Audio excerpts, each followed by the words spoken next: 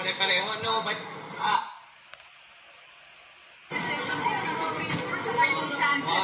lahat ng tanong nyo, pare-pareho, no, but as I said, you know, the stance of Malacanang is that they respect the decision, although they disagree with it. The stance of the House is that they plan on filing an MR. As per the spokesperson, again, I'm not part of the legal team, so I'm not handling that issue. But I think at this point in time, that is as far as we can sort of surmise as to what people's opinions are, and then in the next few weeks we can see where the cards fall. Again, I understand that this is an important issue for our kababayan. Nakikita naman natin ang mga survey na ang daming mga tao na sa kanilang isip ay kailangan humarap ang ating Vice Presidente bilang sa isang impeachment court. But, of course, we must respect the decision of the Supreme Court. So wala naman tayong nasayang na mga effort from the lower house? Well, I wouldn't call it wasted effort. We were carrying out our constitutional duty. So there was no waste there, and we were just doing our jobs. And like I said, let's see what happens in the next few weeks. Let's see what the developments are.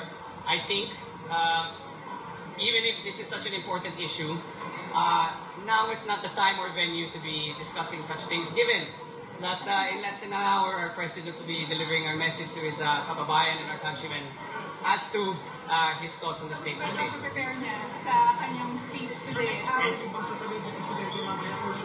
Kung meron, ba't ko ba siya uunahan? Congressman, you're the youngest to become majority leader in Northern Philippine Congress. Yes. What do you say now to critics who are worried that you got the position because of your deed? Well, first of all, I would want to say it's an honor to be elected majority leader.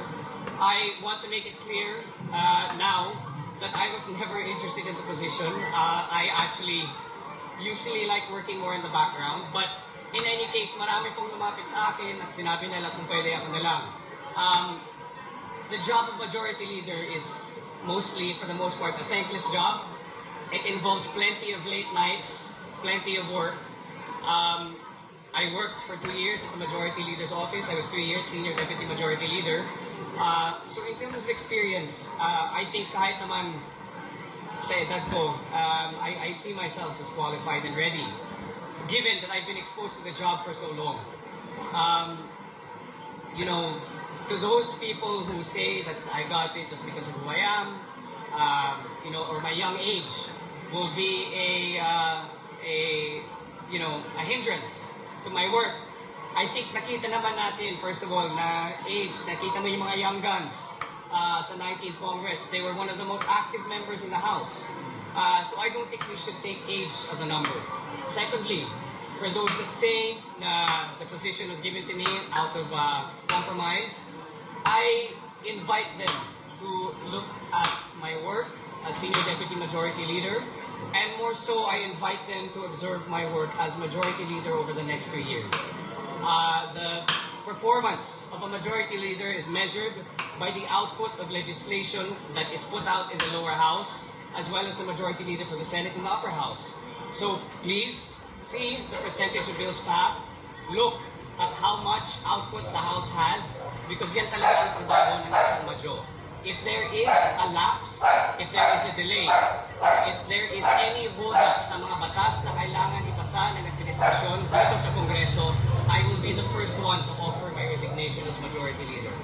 Because pangako ko po sa taong bayan ay ang mga batas na kailangan ipasa ng Kongreso will be done in a timely and efficient manner with the right amount of observations to make sure that the bills that get enrolled are in line with the priorities of the administration and, of course, in line with the priorities of the majority and with the acceptance of the minority. Did you see your father's preparation? I did. I was there yesterday. Of course. It's good. I think people will be happy what they have to hear, with what he has to say. It's one that is in touch with the realities that we live in now. And, yeah, may mga konting exciting. Again, ayoko naman kailangan yung Pangulo, so let's just wait for him. Online gambling. Again, let's just wait for the President. Alright, Thank you guys. Unanimous po ang binigay na